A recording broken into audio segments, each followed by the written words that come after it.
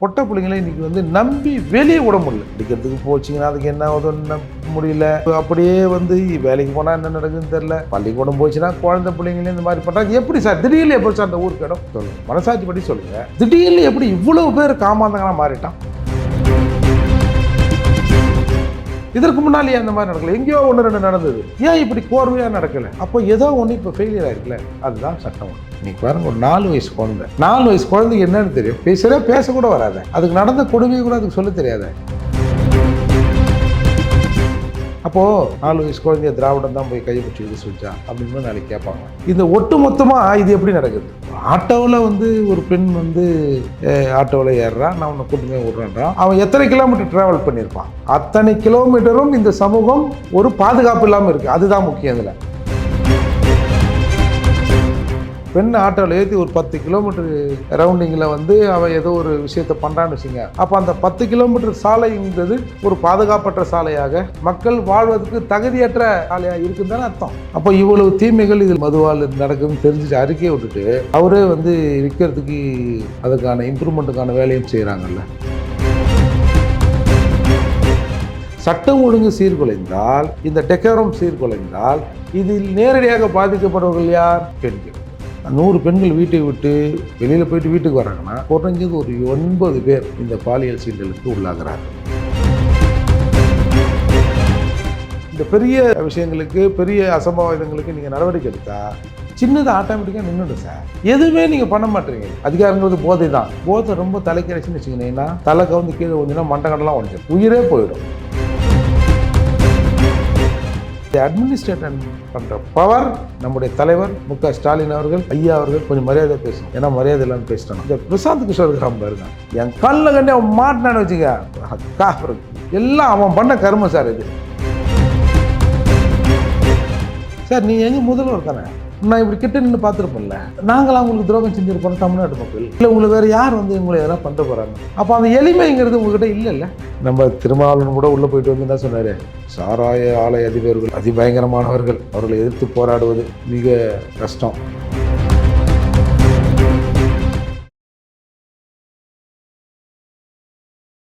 இளைய பாரத நேயர்களுக்கு வணக்கம். இன்றைக்கி நம்ம நேர்காணலில் நம்ம சிறப்பு விருந்தினர் புரட்சி தமிழக கட்சி தலைவர் மற்றும் வழக்கறிஞரான ஏர்போர்ட் மூர்த்தி சார் அவர்கள் தான். சார் வணக்கம் சார்.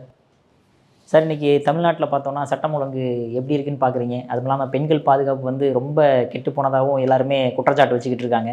உங்களுடைய பார்வை என்ன சார் அதில்? ஏன் பெண்கள்னு ஏன் பார்க்குறீங்க? அவங்கள ஆண்களுக்கு நிகரானவள். அப்போ ஆண்கள் பாதுகாப்புன்னு அப்படி பாருங்களேன். ஆமாம் சார், ஆண்களுக்கும் பாதுகாப்பு ஒரு பக்கம் இருந்தாலும் வேறு தான் சொல்கிறார்ல, ஆண் வேறு பெண் வேறு இல்லை. ஒரு ஆண் எப்படி இருக்கிறானோ அதே போல் பெண்ணும் இருக்கணுன்றார்ல. அப்போ நீங்கள் பெண் கொடுமைன்னு சொல்கிறீங்க, ஆண் கொடுமைன்னு சொல்லுங்கள். ஆண்கள் செய்த கொடுமையால் பெண்கள் பாதிக்கப்படுகிறார்கள்.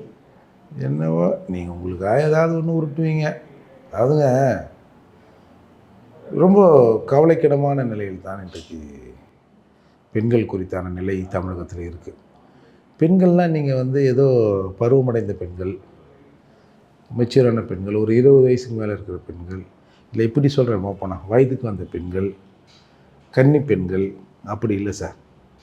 அது அந்த அங்கங்கள் எதற்காக படைக்கப்பட்டவை அப்படின்னு தெரியாத பெண்களுக்கும் இன்றைக்கி ஒரு பாதுகாப்பு இல்லை. இன்றைக்கி பாருங்கள், ஒரு 4 வயசு குழந்தை, 4 வயசு குழந்தைக்கு என்னன்னு தெரியும்? பேசக்கூட வராத, அதுக்கு நடந்த கொடுமையை கூட அதுக்கு சொல்ல தெரியாத. என்ன அதாவது நீங்கள் ஒரு 10 வயசுலையாவது ஏதோ நம்மளை ஒரு கம்பல் பண்ணுறான், ஒரு ஃபோர்ஸ் பண்ணுறான், அமுக்குறான் அப்படின்னா அது ஒரு 10 வயசில் தெரியும் சார். கையை பிடிச்சி அமுக்குறான், அங்கே கை வைக்கிறான், அங்கே கை வைக்கிறான்னு 10 வயசில் கூட தெரியும் சார். 4 வயசு குழந்தைங்க என்ன சார் தெரியும்? அப்போது ஏன் 4 வயசு குழந்தைய திராவிடம் தான் போய் கையை பிடிச்சி இருக்க சொல்லிச்சா அப்படின்னு நாளைக்கு கேட்பாங்க. பட் இந்த ஒட்டு மொத்தமாக இது எப்படி நடக்குது சார்? எல்லா காலத்துலேயும் இந்த மாதிரி எங்கேயாவது 1, 2 அப்படி நடந்திருக்கும் சார். நம்ம நடக்கவே இல்லைன்னு சொல்ல முடியாது. இன்றைக்கி ஃப்ரீக்குவென்சியாக நடக்குது பாருங்கள். ஒரு ஆட்டோவில் ஒரு பெண் ஆட்டோவில் ஏறுறான், நான் உன்னை கூட்டுமே விட்றேன்றான். அவன் எத்தனை கிலோமீட்டர் ட்ராவல் பண்ணியிருப்பான்? அத்தனை கிலோமீட்டரும் இந்த சமூகம் ஒரு பாதுகாப்பு இல்லாமல் இருக்குது. அதுதான் முக்கியம். இதில் ஒரு பெண் ஆட்டோவில் ஏற்றி ஒரு 10 கிலோமீட்டர் ரவுண்டிங்கில் அவன் ஏதோ ஒரு விஷயத்தை பண்ணுறான்னு வச்சுங்க. அப்போ அந்த 10 கிலோமீட்டர் சாலைங்கிறது ஒரு பாதுகாப்பற்ற சாலையாக, மக்கள் வாழ்வதற்கு தகுதியற்ற சாலையாக இருக்குன்னு தானே அர்த்தம். உடனே நாங்கள் பிடிச்சிட்டோம், கையை உடைச்சிட்டோம், காலை உடைச்சிட்டோம். என்ன இது? ஏன் நம்ம இப்போ கடந்த காலங்களில் இப்படி இல்லை? இன்றைக்கி நீங்கள் பார்த்துருப்பீங்க ஒரு விஏஓ ஏற்கனவே அந்த அசிஸ்டண்ட் வந்து அந்த ரூமில் வச்சுட்டு போட்டுட்டு போகிறாங்க. சரி, அது ஒரு 2 பெண்களுக்குமான ஈகோன்னு கூட நீங்கள் நாளைக்கு செய்தி வெளியிடலாம். நேற்று நினைக்கிறேன், ஒரு சாராய பிரச்சனை கவர்லேருந்து எடுத்து போடுறான். ஒன்று நியூஸ் சேனல்கள்லாம் இந்த மாதிரி அரசு பாரில் கள்ளச்சாராயம் விற்கிறாங்க, அப்படி இப்படின்னு எல்லாம் எடுத்து போட்டு விற்கிறாங்க. டிவிகளில் அன்றைக்கி நைட்டே வந்து டிபேட்டுக்கு காலையிலேயே வந்து எப்பா கிடச்சிதுரா ஒரு டாபிக் அப்படின்னு அதை எடுத்து சில மீடியாக்கள் பேசுது. ஒரு 2 மணி இருக்கும் செய்தியில் வருது வந்து இது தொழில் போட்டி சார். ஒரு 4 கம்பெனி இது, அவங்களுக்குள்ள தொழில் போட்டியில் ஒருத்தர் மேலே ஒருத்தர் ஏதாவது பண்ணால் பரவாயில்ல.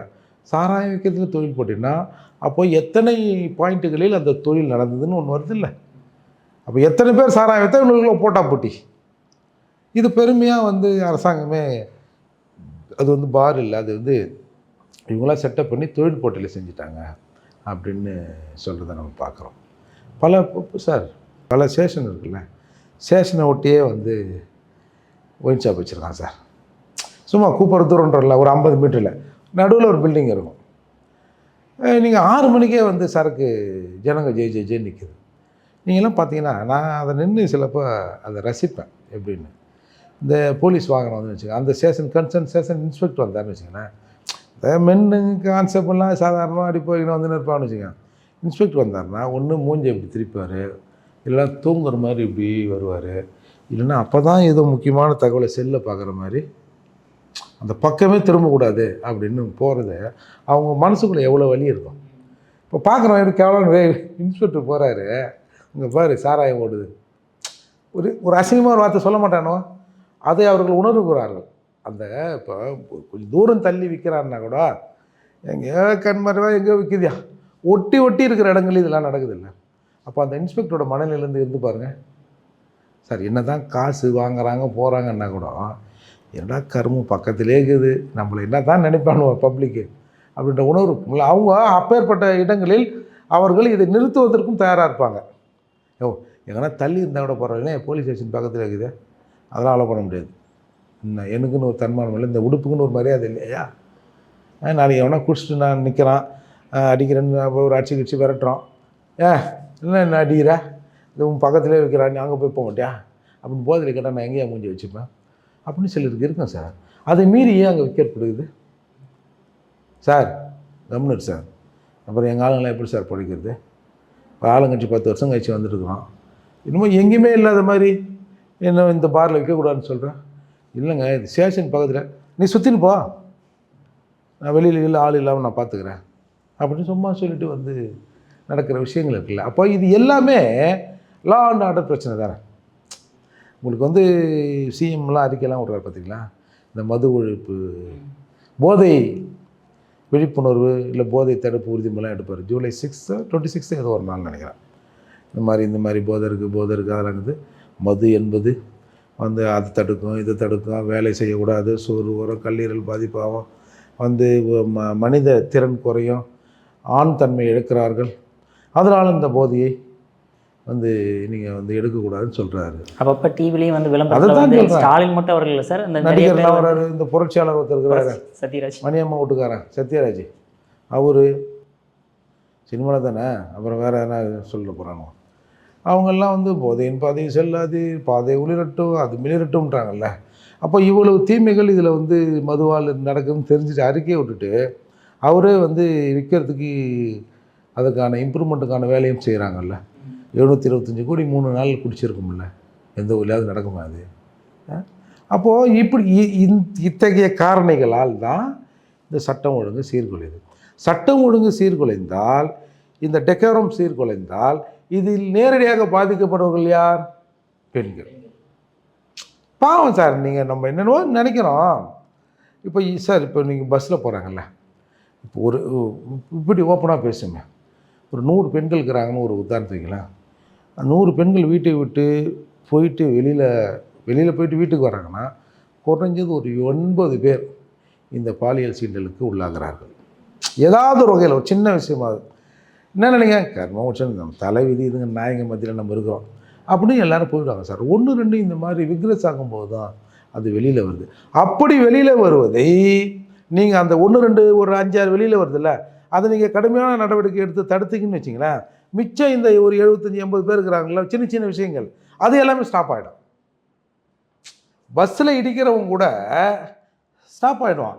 ஒரு பொண்ணு தனியாக போனால் பைக்கை வச்சு எங்கெங்கே போகிறீங்க ஏறுங்க அப்படின்னு சொல்கிறான் தெரியுமா, அவன் கூட ஸ்டாப் ஆகிடுவான். இந்த பெரிய விஷயங்களுக்கு, பெரிய அசம்பாவிதங்களுக்கு நீங்கள் நடவடிக்கை எடுத்தால் சின்னது ஆட்டோமேட்டிக்காக நின்றுடும் சார். எதுவுமே நீங்கள் பண்ண மாட்டீங்கல்ல. அப்போது இன்றைக்கி ஒரு பெண்கள் வெளியில் வர முடியல சார், படிக்க போக முடியல, ஆஃபீஸுக்கு போக முடியல. நான் அந்த விவோ விஷயத்தில் அந்த எம்எல்ஏ ஒருத்தர், திமுக எம்எல்ஏ ஒருத்தர் எப்படி பேசுகிறார் பார்த்தீங்களா சார்? ஒரு பொம்பளை புள்ள சார், அது இப்போ தான் அநேகமாக எக்ஸாம் எழுதி பாஸ் பண்ணிட்டு விவோ வந்திருக்கோம். இந்த புள்ள ரிட்டையர்ட் ஆகும்போது மேபி சப் கலெக்டர் வரைக்கும் போகும், மேபி கலெக்டர் ஆகிறதுக்கு கூட வாய்ப்பு இருக்குது. நீ இன்னும் 1 வருஷம், நீ அதுக்கப்புறம் 10 வருஷம் என்ன பண்ணுவீங்க? அதுக்கப்புறம் உன் பீரியட் முடிஞ்சது இல்லை இல்லை என் பீரியட் முடிஞ்சிச்சு, நான் படித்து வந்து டிஎன்பிசி எழுதி உன்ன மாதிரி நானும் ஒரு விஏஓ தாசில்தார் ஆகிறம்பார், நடக்குமா இது? கொஞ்சம் கூட ஒரு மனசாட்சி வேணா? என்ன அதிகாரங்கிறது, என்ன அவ்வளோ பெரிய அதிகாரங்கிறது போதை தான். போதை ரொம்ப தலைக்கரைச்சின்னு வச்சுக்கினீங்கன்னா, தலை கவுந்து கீழே வந்தீங்கன்னா மண்டகடலாம் உடஞ்சிரும், உயிரே போயிடும். போதையில் வந்து சாக்கல்ல வந்தவன், தண்ணியில் வந்தவெல்லாம் பார்த்துருக்கல. அதிகார போதை என்பதை நீங்கள் அளவாக அனுபவிங்கள், நமக்கு அது ஒன்றும் இல்லை. சரி, அப்படி தான் இருக்கும். போதை தலைக்கேறினால் தலைக்கே ஆபத்தாயிடும். எங்கன்னா ஊந்துக்குது மண்டை கிட்ட ஒடிச்சு சாக்கலுக்குள்ள ஊந்து தண்ணிங்களில் உழுந்து ரொம்ப சேதாரமாயிடும்ல. அப்போது இது வந்து சார், இது ஒன்றும் கனெக்ட் பண்ண விஷயங்கள். நீங்கள் தனித்தனியாக போகிற பெண்களுக்கு பாதுகாப்பு, பேங்க்குக்கு போகிறான்னு வச்சிங்களேன், பேங்க்கில் கொள்ளையடிக்காமல் இருக்கிறதுக்கு பாதுகாப்பு, ஒருத்தர் ஒரு 1 லட்ச ரூபா எடுத்துக்கின்னு பஸ்ஸில் போகிறான், பஸ்ஸில் யாரும் பிட் பாக்கெட் அடிக்கிறதுக்கு ஒரு பாதுகாப்புலாம் தனித்தனியாலாம் இல்லை சார். ஒட்டுமொத்தமான நடவடிக்கை, ஒன்றன் மீது எடுக்கிற நடவடிக்கை, அதை எல்லாத்தையும் சார்ந்து இருக்கும். நீ ஒன்றை லூஸ் ஆகிட்டீங்கன்னா எல்லாமே இங்கே லூஸ் ஆகும். அப்படிங்கிறத அந்த ஆட்சியாளர்கள் முதல்ல புரிஞ்சுக்கணும். பொட்டை பிள்ளைங்களை இன்றைக்கி வந்து நம்பி வெளியே விட முடியல. படிக்கிறதுக்கு போச்சிங்கன்னா அதுக்கு என்ன ஆகுதுன்னு முடியல, வந்து அப்படியே வந்து வேலைக்கு போனால் என்ன நடக்குதுன்னு தெரில, பள்ளிக்கூடம் போச்சுன்னா குழந்தை பிள்ளைங்களே இந்த மாதிரி பண்ணுறாங்க. எப்படி சார் திடீர்னு எப்படி சார் அந்த ஊருக்கு இடம் சொல்லுங்கள், மனசாட்சி படி சொல்லுங்கள். திடீர்னு எப்படி இவ்வளோ பேர் காமாந்தங்களாக மாறிட்டான்? இன்னும் ஏதாவது இப்போ வெளிநாட்டு சதி எதனா தூவி விட்டாங்களா? அப்போது இதற்கு முன்னாலேயே அந்த மாதிரி நடக்கலை, எங்கேயோ 1, 2 நடந்தது, ஏன் இப்படி கோர்வையாக நடக்கலை? அப்போ ஏதோ ஒன்று இப்போ ஃபெயிலியர் ஆகிருக்குல்ல, அதுதான் சட்டம் ஒழுங்கு. அப்போது இதை அட்மினிஸ்ட்ரேஷன் பண்ணுற பவர் நம்முடைய தலைவர் மு.க. ஸ்டாலின் அவர்கள், ஐயா அவர்கள். கொஞ்சம் மரியாதை பேசும், ஏன்னா மரியாதை இல்லாமல் பேசிட்டேன்னா. ஐயா அவர்கள், மரியாதைக்குரிய ஸ்டாலின் அவர்கள், முத்தமிழ் அறிஞர் கலைஞரின் வாரிசு, தளபதி ஆட்சியில் இது சரியாக போய் சேர மாட்டேங்குது தான் நினைக்கிறேன் நான். ஆனால் சார், அவர் அல்வா சாப்பிட்றத மட்டும் எல்லா நியூஸ் சேனல் எடுத்து கரெக்டாக போட்டுடுறாங்க சார். டீ குடிக்கிறாங்க, டீ உள்ளே போதா இந்த சிப்பாக தான் என்னென்னு தெரில, அதையெல்லாம் போடுறாங்க. நம்ம என்ன பண்ணுறது? எது விளம்பரம் தானே இது எல்லை சார். எனக்கு வர ஆத்திரம், எனக்கு இந்த பிரசாந்த் கிஷோர் இருக்கிறான் பாருங்க, என் கண்ணில் கண்டே அவன் மாட்டினான்னு வச்சுக்க, அக்கா எல்லாம் அவன் பண்ண கருமம் சார். இது இப்படி திரும்புங்க, அப்படி திரும்புங்க, அப்படி வாருங்க, இப்படி பாருங்க, என்ன சார் இது? எல்லாம் நம்ம தலையெழுத்து சார். இது நம்ம முதல்ல நான் கூட உண்மையில் ஒரு 10 ஆண்டுகள் பல இடங்களில் சொல்லியிருப்பேன் சார், கருணாநிதி நிம்மதியாக செத்துருப்பார். நிச்சயமாக கருணாநிதி அவர்கள் நிம்மதியாக செத்துருக்கவே மாட்டார் சார். ஏன்னா ஒரு சர்க்கரை நாற்காலில் உட்காந்து, இது நம்ம முதல்வர் நாற்காலி நம்ம உட்காந்தது திருப்பி கிடைக்குமா, போவோமா அப்படின்னு அந்த நெஞ்சு துடிச்சிக்கினே இருந்திருக்கும். அவரை கொளுத்தி இருந்தால் அது வெந்திருக்காது, ஏதோ புதைச்சிட்டாங்க. அப்படி அந்த பதவிக்காக ஏங்கனான்னே சொல்லலாம். ஏன்னா இப்போ சொல்லுவாங்கள்ல, தின்னரிசி விடாதுன்னு, அந்த மாதிரி அது உட்காந்து அந்த பவர் இருக்குல்ல.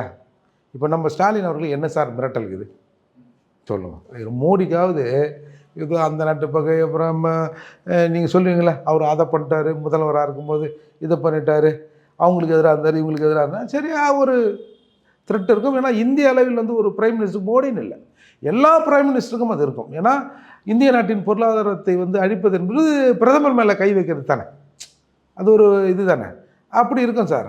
அப்போ அவருக்கு ஒரு பாதுகாப்பு தேவைப்படுது. நம்ம ஊரில் என்ன சார், சார் நம்ம ஊர் அதிகபட்சம் என்ன தெரியுமா சார், இந்த மாடு கீடு குறுக்க ஒன்றா தான் சார் உண்டு. நம்ம ரோட்டுகளில் மாடு கீடு குறுக்க ஒன்றா தான் உண்டு. நீங்கள் இப்போ இந்த ஓஎம்ஆர் ஈஸெல்லாம் பார்த்தீங்களா, எத்தனை ஆக்சிடென்ட் ஆகுது, எல்லாமே ரோட்டில் தான் மாடுங்க படுத்து கிடக்குது. அதுக்குண்டான விளைநிலங்களும் இல்லை, அது வேறு விஷயங்கள் எல்லாம் ஃப்ளாட்டாக மாறிச்சுன்னு வச்சுக்கோங்க. இருந்தாலும் அது ஒரு ஜீவனை, அதுக்கு ஏதாவது வழி பண்ணணும்ல. அப்போ எல்லா மாடும் ரோட்டில் படுத்துங்கிறது எத்தனை ஆக்சிடென்ட் ஆகுது. அந்த மாதிரி தான் சார் இப்போ சிஎம்முக்கு அதுக்கும் வாய்ப்பு இல்லை. ஏன்னா அடிக்கி ஒரு போலீஸ் இருக்குது. என்ன சார் அப்போ இவ்வளோ பாதுகாப்பு, இத்தனை வாகனங்கள், அது இன்னும் நீட்டாக பாம்பு அடிக்கிறது, அது பாம்பு டிடெக்டரா என்னது சார் அது? சார் நீங்கள் எங்கே முதல்வர் தானே, நான் இப்படி கிட்ட நின்று பார்த்துருப்பேன்ல. நாங்களாம் உங்களுக்கு துரோகம் செஞ்சுருப்போம் தமிழ்நாட்டு மக்கள், இல்லை உங்களை வேறு யார் வந்து உங்களை எதனா பண்ண போகிறாங்க? அப்போ அந்த எளிமைங்கிறது உங்கள்கிட்ட இல்லைல்ல. நான் வந்து காமராஜ் அளவில் காமராஜ் ஒன்று சைதாப்பள்ளி எங்கேயும் போயின்னு இருந்தார், உடனே டிராஃபிக் ஜாம் ஆச்சு, டக்குன்னு வண்டியை நிறுத்திட்டு அவரே டிராஃபிக் வந்து கண்ட்ரோல் பண்ணார். அந்த அளவுக்குலாம் நான் சொல்ல வரல, அந்த அளவுக்கு ப்ராக்டிக்கலாக இப்போ முடியாது. ஆனால் ஒரு பிரம்மாண்ட தோற்றத்தை உண்டு பண்ணி நீ வேற நான் வேற, என்னை நீ நெருங்குவது கடினம் அப்படின்னு புரிய வைக்கிறார்ல. ப்ராக்டிக்கலாக வெற்றிமாறன் ஒருத்தன் செத்தார், உங்களுக்கு ஞாபகம் இருக்கும். தேவர்குளம் ஊராட்சியில் ஊராட்சி மன்றத்துக்கு போடுறாரு, மனு போடுறாரு. அங்கே ஏற்கனவே இருந்த ஊராட்சி மன்ற தலைவர் வந்து அது ரிசர்வ் ஆகுது. உடனே இவர் போடுறாரு. அவர் அந்த தலைவர் என்ன பண்ணார், நம்ம வீட்டில் ஒருத்தன் வேலை செஞ்சுங்கிறான், அவனை நிற்க வச்சிட்டோம்னா நம்மளே திரும்பவும் அந்த அதிகாரத்துக்குள்ள இருந்துடலான்னு சொல்லி இவரோட மனைவியும் ரிஜெக்ட் பண்ணுறாங்க சார். ரிஜெக்ட் பண்ணோன்னா அவர் அங்கே கலெக்டராக என்ன சொல்லி ரிஜெக்ட்னா, நீ ஒரு 75,000 ரூபா வீட்டு வரி அப்டேட்டு கட்டல, அதுக்கு முன்னாடி தான் சட்டமன்ற தேர்தல் இருந்ததில்ல, அதுலேயும் எம்எல்ஏ எலெக்ஷனில் நின்றுக்கிறாரு, அதே டாக்குமெண்ட் தான் இப்போ கொடுக்குறாரு. சரி 75 ரூபா நீ வந்து வரி கட்டலை, வீட்டு வரி கட்டலை, அதை போய் கட்டிட்டு வா அப்படின்னு சொல்லிட்டு ஊராட்சி மன்ற அலுவலகத்துக்கு அனுப்பிச்சிட்டு, அந்த வரி வாங்குற கிளர்க்கு கொடுப்பாங்களா, அவங்க நீ கிளம்பி போயிடு அப்படின்னு அவங்க கண்ட்ரோலில் தானே அந்த புக்கில் இருக்கான். கூட்டி சாவி எடுத்து போயிட்டு அந்த அம்மா. இவன் 4-5 பார்க்குறாரு, ஒன்றும் முடியல. வீட்டு வரி இல்லாதால் உன்னுடைய மனு தள்ளுபடி செய்யப்படுதுன்னு அங்கே ஆர்ஓ கிட்ட போகிறாரு, கலெக்டர்கிட்ட போகிறாரு, ஒன்றும் முடியல. அவர் தான் பார்க்குறாருல டிவியில் நம்ம முதல்வர், நேராக செக்ரட்டரியில் வந்து பார்க்க ட்ரை பண்ணுறாரு, ஒன்றும் முடியல. முதல்வர் என்ன முதல்வரையாக பார்த்து சொல்ல போகிறாரு, அந்த மனுஷனை எதுவுமே அந்த நம்ம என்னது இது முதல்வர் உதவி மையமாக அந்த முன்னாடியே இருக்கும், சிஎம் செல். கரெக்ட். தமிழ்நாட்டில் இந்த கர்ம முச்ச தமிழில் நம்மளால் வந்து சரியாக ஒரு பொருளை சொல்ல முடியல. பேருந்து நிறுத்தம் எங்கே இருக்குன்னா பேந்து முடிக்கிறாங்க, பஸ் ஸ்டாண்ட் எங்கே இருக்குதுன்னா அப்படி கேட்கக்கூடாதா, அதோ இது போகிறேன் அப்படின்னு கண்டிஷனில் சிஎம் செல். அதில் பார்த்து மனுவை வாங்கி அங்கே ஒரு ஐஏஎஸ் இருப்பார், இல்லை ஐஏஎஸ் கூட வேணாம் சார், ஏதோ ஒரு ஆள் சார், என்னப்பா நடந்தது உனக்கு, ஐயா அந்த மாதிரி நடந்தது, ஐயோ இப்படி நடந்துடுச்சா, சரிப்பா நான் இதுமாரி நான் உடனடியாக நடவடிக்கை எடுக்க சொல்கிறேன்ப்பா. நீ சாப்பிட்டியா, பஸ்ஸுக்கெலாம் காசு வச்சுருக்கியா, நீ ஊருக்கு போ, உனக்கு ஒரு குறைஞ்சது ஒரு வாரம் 10 நாளுக்குள்ளே உனக்கு உரிய பதில் வந்துடும், என்ன உனக்கு ரெமெடி வாங்கி தந்துடுவாரியா நம்ம முதல்வர் அப்படின்னு. அந்த ஆள் ஒழுங்காக ஊடு போய் சேர்ந்துருப்பான் சார், அவன் பொண்டாடி ஊரில் இருந்திருப்பான் சார், அங்கே பார்க்க முடியல சார். அன்னாரி வேலையும் வராப்பில் அன்னாரி வேலத்தில் போக முடியுமா, இருக்கு. நம்ம திருமாவளவன் கூட உள்ளே போயிட்டு வந்து என்ன சொன்னார், சாராய ஆலை அதிபர்கள் அதிபயங்கரமானவர்கள், அவர்களை எதிர்த்து போராடுவது மிக கஷ்டம் அப்படின்னு அன்னாரிவத்து உள்ளே போனது. போய் வந்துட்டு வெளியில் வந்து பேட்டி கொடுத்ததை பார்த்தோம். நீ உள்ளே போய் திமுக ஆளுங்களை பார்த்தியா, சாராய வியாபாரிகளை பார்த்தியா, என்னது இது கிண்டல் பண்ணுற வேலை அப்படின்லாம் எல்லாரும் அப்போ இன்றைக்கி பேசுகிறாங்கன்னு வச்சுங்க. அப்போ இவரெல்லாம் போக முடியுமா, அங்கே போய் பார்க்குறாரு, முடியல சார். உடனே அந்த விரத்தில் 1 லிட்டர் டர்பன்டைன் வாங்கிக்கணும் வந்து முதல்வர் வீட்டு வாசலில் முன்னாடி அந்த இப்படி திரும்ப சார், லெஃப்ட்டு சென்டாபுரில் லெஃப்ட்டு திரும்ப அங்கே ஒரு பெரிய ரோட்டில் ஒரு சின்ன டிரான்ஸ்ஃபார்மர் மாதிரி அந்த ஜங்ஷன் பாக்ஸ் மாதிரி வச்சுருப்பாங்க சார், அங்கே போலீஸ் மறக்கிறாங்க. என்ன வச்சுருக்கேன் சார், மனு வச்சுருக்கேன். மனுலாம் வச்சுருக்கலாம், இங்கே வரக்கூடாது, இங்கே வரணுன்னா வேறு, நீ அம்பானியா அதானியா யாரானே அப்படின்னு போலீஸ் வட்டிக்குது. இவனுக்கு அம்பானி அதானின்னா இவனுக்கு யாருன்னே தெரியாது, என்ன பண்ணுவான் பாவம், என்னடா இந்த வாழ்க்கையை சொல்லிட்டு அப்படியே ஊற்றி கொடுத்தீங்க. இதுதான் சரி, இதுதான் எதாச்சியாக நடக்குது. இப்படி தான் சொன்னல, இவங்க ஓவராக அப்படி பண்ணுறாங்க. இந்த பதவிக்கு நான் சொன்ன மாதிரி கலைஞர் எவ்வளோ இயங்கியிருப்பார், 10 வருடம் போயிட்டு உங்ககிட்ட அதை கொடுத்துருக்காங்கல்ல. நாங்கள் என்ன கேட்குறோம் சார், நாங்களாம் வந்து இப்போ ஓட்டு வீட்டில் இருங்க, கம்பல்சரி எங்களுக்கு வந்து ஒரு 2 மாடி அடுக்கு வீட முதல்வர் கிடைத்தரன்னா சொல்கிறோம். நான் ஏஞ்சி காலைல வேலைக்கு போகிறேன், நான் பாட்டு வேலைக்கு போயிட்டு எப்படி வேலைக்கு போகணும் அந்த மாதிரி வீடு வந்து சேர்ந்தால் எனக்கு போதும். நான் காலையில் வந்தவுடன் எனக்கு ரோட்டில் பஸ் இருக்கணும். பஸ்ஸு ரோடு ஒழுங்காக இருந்து நேராக டிராஃபிக் ஜாமாமல் இருந்து ஆஃபீஸுக்கு லேட்டாக போய் அவங்ககிட்ட திட்டு வாங்கக்கூடாது. ஆஃபீஸில் கரெக்டான டைமுக்கு ஆஃபீஸ் போகணும், திருப்பி வரணும். அப்படியே திருப்பி எனக்கு பஸ் கிடைக்கணும். 5-6 மணிக்கு ஆஃபீஸ் விட்டாங்கன்னா என்னோடய வீட்டை கணக்கு பண்ணி பார்த்தா ஒரு 6:30 மணிக்கு நான் போயிடணும். அட்லீஸ்ட் ஒரு 6:45 மணிக்கு வீட்டுக்கு போனால் ஒரு டீயை சாப்பிட்டா, சட்டையை கைட்டு போட்டு நின்னேன்னா கொஞ்ச நேரம் டிவியை பார்த்தேன்னா, நியூஸை பார்த்தேன்னா, சாப்பிட்டேன்னா, தூங்கினா, திருப்பி காலையில் எழுந்து ட்ரெஸ்ஸை போட்டால் வேலைக்கு வந்தேனா. இதுதான் சார் எதிர்பார்க்குறாங்க. வேறு எதுவுமே அரசுக்கிட்ட ஜனங்க பெருசாக எதிர்பார்க்குறதே இல்லை. இந்த விலைவாசிலாம் கொஞ்சம் பார்த்துங்க. நாங்கள் சம்பளம் இவ்வளோ தான், நீ திடீர்னு எல்லா பொருளையும் உயர்த்தினா எங்களுக்கு சம்பளம் என் முதலாளி உயர்த்த மாட்டான். அதை கொஞ்சம் பார்த்துங்க எஜமா. வேறு எதுவுமே மக்கள் வந்து கேட்கறதில்ல சார். என் பிள்ளை படித்தான்னா கொஞ்சம் பார்த்து வேலைகளை போட்டு கொடுங்க, இல்லைனா ஏதாவது சுய தொழில் ஏதாவது பையன் செஞ்சுக்கிறதுக்கு எதனா செய்யுங்க சார். இது ஒரு அடிப்படை மனிதனின் அடிப்படை உரிமை இல்லை. இது சாதாரண மனிதன் அடிப்படை உரிமை இல்லை சார். இதை கேட்குறது நாட்டில் தப்பா சார்? இதை உங்களால் செய்ய முடியாதா? 10 வருடம் கழிச்சு வந்திருக்கீங்களே. ஏதோ ஒரு சந்தர்ப்பம், எதிரிகள் பிரிந்திருந்தார்கள், அதை நான் பயன்படுத்தி கொண்டோம், ஜெயிச்சிட்டேன் சார். இவன்லாம் வந்து பிரிஞ்சு இருந்ததால் நம்ம ஜெயித்தோம். அடுத்த தடவை இவங்க ஒன்றா இருந்தால் கூட நம்மளை அசைக்க முடியாத அளவுக்கு நாம் வந்து மக்களிலும் மனதை கவரணும், அவங்களுக்கு ஏதாவது செஞ்சு ஒரு சிறப்பான வாழ்க்கையை தரணும் நீங்கள் நினைக்கலையே. ஆனால் நீங்கள் என்னமோ உங்களுக்கு அவ்வளோ திட்டம் இருக்கிற மாதிரி பார்த்தா பயப்படுற அளவுக்குள்ளே நீங்கள் போகிறீங்க. ஏன் அது? ஒரு 100 கிலோமீட்டர் ஸ்பீடில் கூட உங்களால் உட்காந்து போக முடியாது வண்டியில். இயல்பாக அப்படி தானே? அப்படி இருக்கும்போது எதுக்கு இதெல்லாம்? அப்போது நீங்கள் இயல்பாக மக்களோட மக்களாக இல்லை. இந்த நாட்டில் நடக்கிறது உங்களுக்கு தெரியலன்னு தான் அர்த்தம். சார், உங்களுக்கு அற்புதமான கருத்தில் இளைய பாரதியாரோட பகிர்ந்ததற்கு மிக்க நன்றி சார்.